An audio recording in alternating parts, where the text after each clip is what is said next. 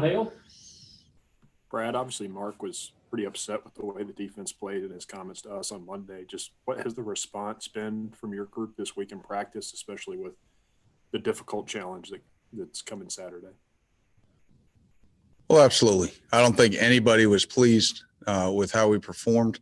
Um, it was disappointing, but I think the response has been really good. I think the guys have shown a lot of energy out at practice. Obviously just got off there and had a really good physical, crisp practice out there. Proud of how they flew around. And we need to carry that on. Obviously, a really big challenge this week. But you know what? You only get so many of those in your life. You get to go play a number one team at their place.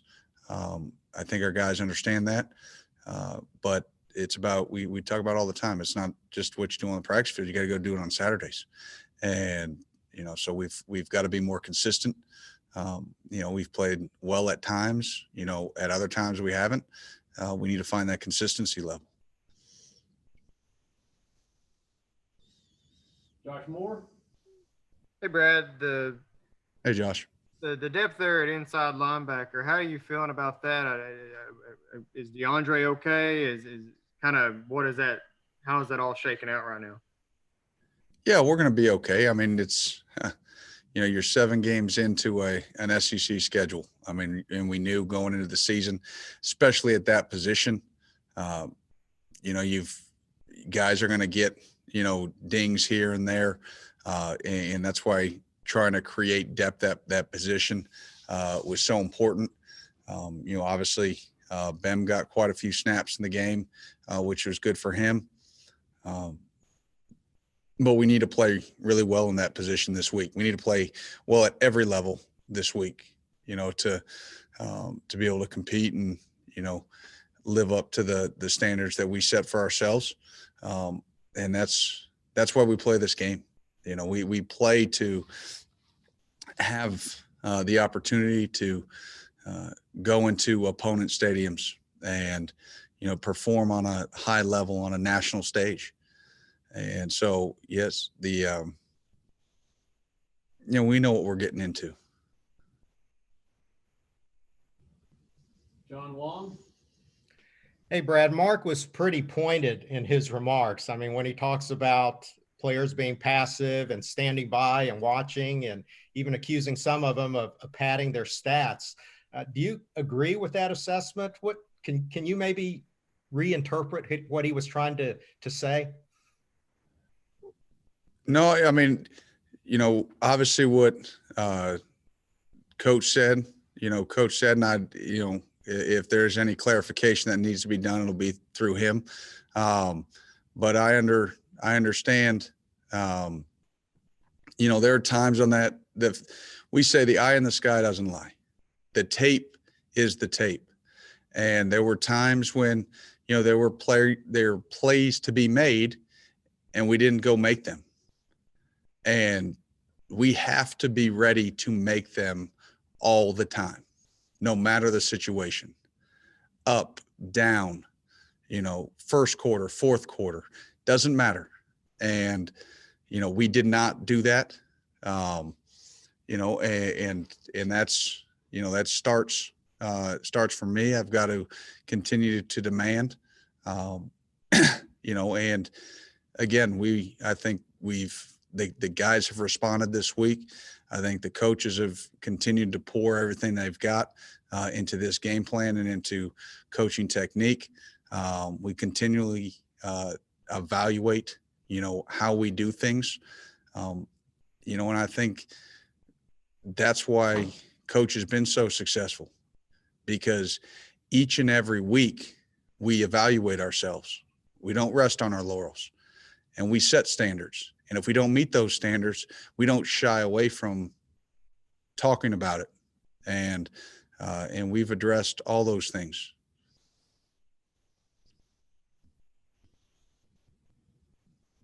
John Hale? Brad, you all were so good on third down the first month or so of the season. I think it's 26 for 46 the last 3 games. Anything in particular that's showing up on third down that's been such an issue? It goes back to that last point we just talked about. There are plays to be made, and we are not making them. And, some have to, come down to recognizing the formation. Some come down to play calls. I probably should have called some better play calls. Some come down to a guy has to execute what was called. So there's a variety of things, and those are the things that create, frustration. And again, we've addressed that situation. We need to continue to improve, and, only time and results will show if we have. Josh Moore?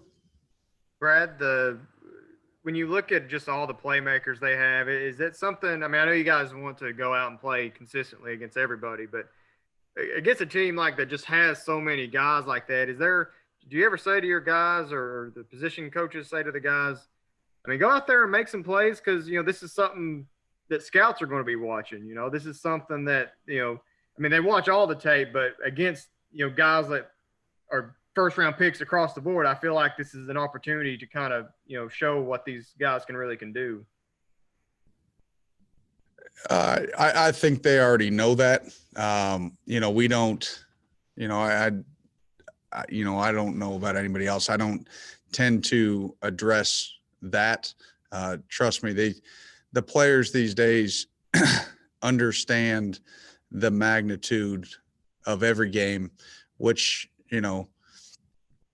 who they're playing, and not from just a team standpoint, but from an individual standpoint, and, who they'll be weighed against, so to add that, it's kind of like when you're recruiting a young man, at a high school, and, he wants so badly, to earn a scholarship, and that he presses and he gets so worried or nervous, if he has a bad play, what's that going to look like on tape, or this and that.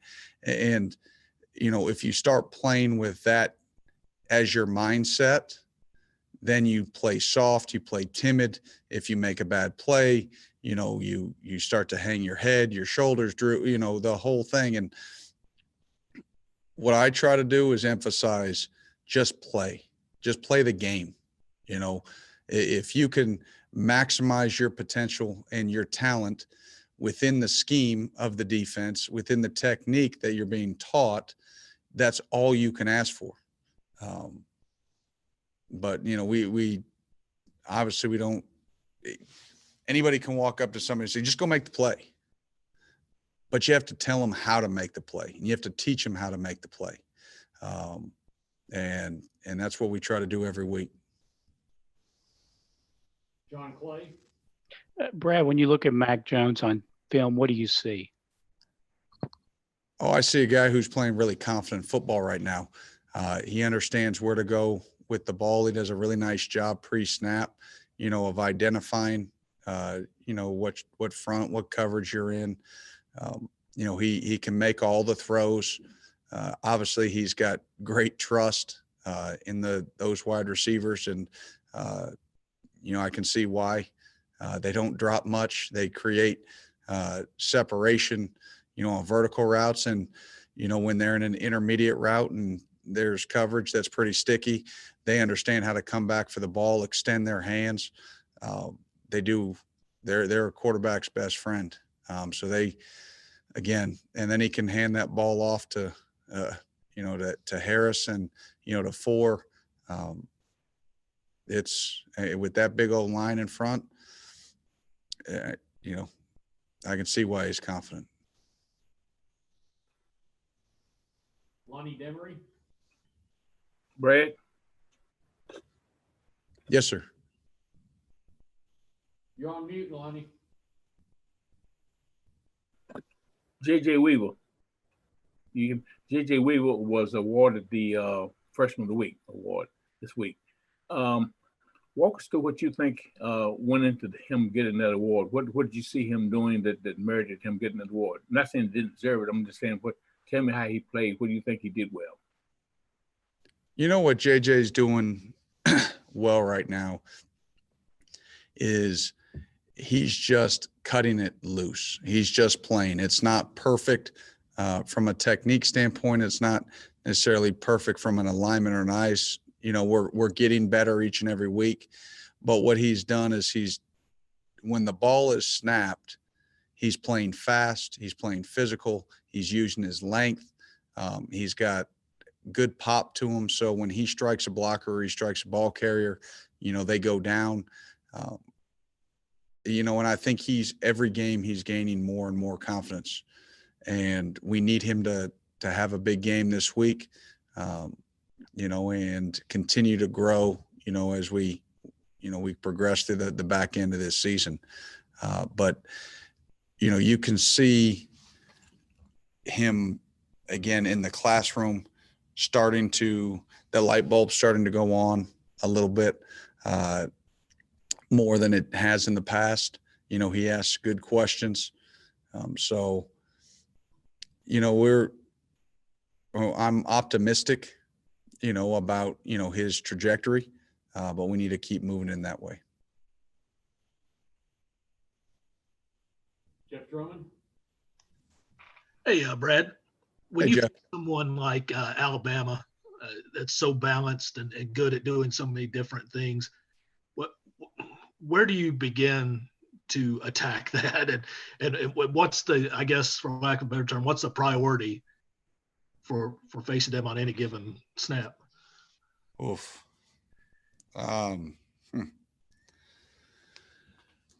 We understand, you know, the challenge that it presents. That's the bottom line. No one's going to, you know, beat around the bush there. You know, they average 7.8 yards per play, you know, about 12 yards per pass attempt, you know, 6 yards per rush. I mean, if you load the box to stop the rush, they're going to go, you know, hit you in the pass game. I mean, I think it's over 15 yards per completion. If you back up to, you know, lighten the box to try to handle some of the pass, you know, again, that's a big physical offensive line that does a great job of rooting out big D linemen, creating a new line of scrimmage. Then you hand it to a 230-pound back coming downhill. So where do you start? You know, you got to just try to mix it up, and guys are going to have to make plays. There's going to be no perfect calls. Guys are going to have to rise to the challenge, and they're going to have to win one-on-ones. Guys are going to have to go against really talented players in situations that may not necessarily be all that advantageous, and they're going to have to come out on top. They're not going to win every one. I'm not going to beat Coach Sarkisian in every play call back and forth. But what we have to do at the end of the game when the tally's made is we're going to have to make more plays than they do. And there's no great place to start. You know, the place to start is you got to try to get them off schedule. They're as efficient an offensive football team on first and second down as I've seen since I've been back in college. Okay, folks, thank you very much.